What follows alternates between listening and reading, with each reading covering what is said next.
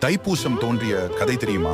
சிவபெருமான் நடராஜராக தனித்து ஆனந்த தாண்டவம் ஆடிய நாள் மார்கழி மாதத்தில் வரும் திருவாதிரை. இந்த நடனத்தை பிரம்மா, விஷ்ணு, பதஞ்சலி, வியாகரபாதர் ஆகியோருக்காக சிதம்பரத்தில் சிவபெருமான் அரங்கேற்றினார். இந்த நடனத்தை பார்வதி தேவியும் ரசித்துக் கொண்டிருந்தார். சிவபெருமானின் ஆனந்த தாண்டவத்தை கண்ட சிவகாமிக்கும் அதே போன்று தாண்டவம் ஆட ஆசை வந்தது. சிவபெருமானை போன்று அன்னையின் நடனத்தையும் காண பிரம்மா, விஷ்ணு உள்ளிட்டோர் ஆர்வம் கொண்டனர். முனிவர்கள், தேவர்கள் உள்ளிட்டோரின் ஆசையையும் நிறைவேற்ற எண்ணிய அம்பிகை ஆனந்த தாண்டவம் நிகழ்த்திய நாள் தைப்பூச திருநாளாகும். சிவபெருமான் ஆனந்த தாண்டவம் நிகழ்த்திய நாள் திருவாதிரை என கொண்டாடப்படுவதைப் போல் அம்பாள் நடனமாடிய திருநாள் தைப்பூசம் என கொண்டாடப்பட்டது. அதனால் இந்த நாள் அம்பிகை வழிபாட்டிற்குரிய நாளாக மாறியது. இந்த நாள் முருகனுக்குரிய திருநாளாக மாறிய தலம் பழனிதான். பழனி மலை அடிவாரத்தில் உள்ள பெரிய நாயகி அம்மன் கைலாசநாதருடன் தனி கோவிலில் அருள் பாலிக்கிறார். இக்கோவிலில் சிவன், அம்பாள் சன்னதிக்கு நடுவில் முருகன் சன்னதி அமைந்துள்ளது. கோவிலின் பிரதான தெய்வமாக பெரிய நாயகி அம்மனும் சிவனும் இருந்தாலும் பிரதான வாசல் மற்றும் கொடிமரம் ஆகியன முருகன் சன்னதிக்கு எதிரிலே அமைந்துள்ளன.